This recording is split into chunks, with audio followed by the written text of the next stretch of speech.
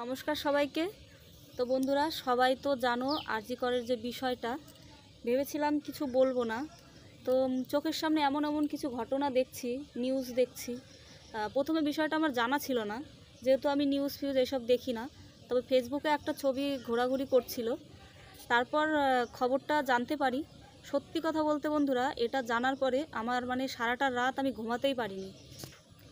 আমি নিজে একটা মেয়ে হিসাবে আর একটা মা হিসাবে ওই সব কথাগুলো চিন্তা করতে গেলে এতটাই খারাপ লাগছে। সত্যি কথা বলতে মেয়েটাকে এতটাই কষ্টকর মৃত্যু দিয়েছে, এইগুলো না ভাবতে গেলে কেমন গায়ে কাটা দিয়ে উঠছে।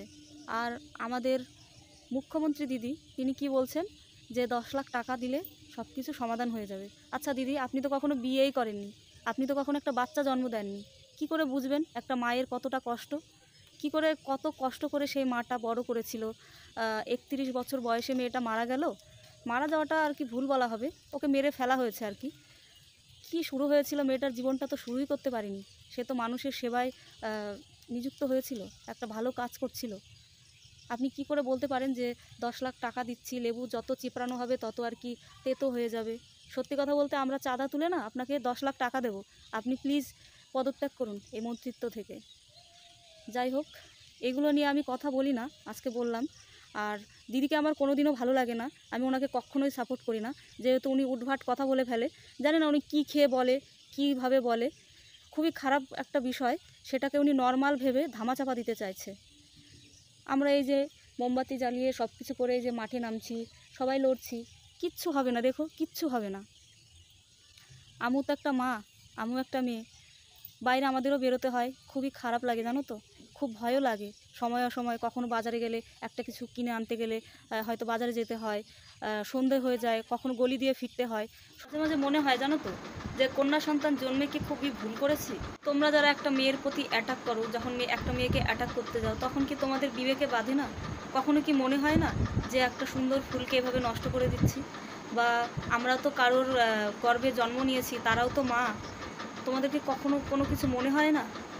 অনেকেই বলে যে মেয়েদের পোশাক পরার জন্য নাকি রাস্তাঘাটে রেপ বা এমন কিছু হয়। আচ্ছা তাহলে বাচ্চাদের কেন রেপ হয়? রাস্তাঘাটে আজকাল পশুরাও সেফ নেই, তাদেরও রেপ হয়। রাস্তার কোনো পাগলি তাদেরকেও রেপ করে। কি বলবো আর, এমন সমাজে বাস করি, এত জঘন্য সমাজে বাস করি। মাঝে মাঝে মনে হয় কি হয়তো বাচ্চা জন্ম না দিলেই হয়তো ভালো হতো, বিশেষ করে মেয়ে সন্তান। প্রত্যেকটা ছেলের মায়ের কাছে আমার একটাই রিকোয়েস্ট, আপনারা প্রত্যেকটা ছেলেকে শিক্ষা দেবেন যে একা পেয়ে কখনো রাস্তাঘাটে ঝাঁপিয়ে পড়তে না। কোনো মহিলা দেখলে যেন তাদেরকে একটু হেল্প করে, কোনো বোনকে যেন বাড়িতে পৌঁছে দেয়। আর মেয়েদের দেখলে যেন মাথা ঝুঁকিয়ে চলে। সত্যি কথা বলতে ওই মেয়েটার মায়ের কথা ভেবে সব থেকে বেশি খারাপ লাগছে। কারণ কি, সে কত রাত জেগে কত কষ্ট করে খাইয়ে পরিয়ে মেয়েটাকে মানুষ করেছিল। আর আজকে মানুষের সেবায় সে নিযুক্ত হয়েছিল, আর তাকে এইভাবে চলে যেতে হলো। সত্যি সত্যি খুব খুব খারাপ লাগছে, এটা ভাষায় প্রকাশ করা যায় না। তো এইটুকুই বলার ছিল। তো সকলে ভালো থাকবেন, সুস্থ থাকবেন, আর নিজের বাচ্চাকে বাঘের বাচ্চা তৈরি করুন। ভালো থাকবেন সবাই।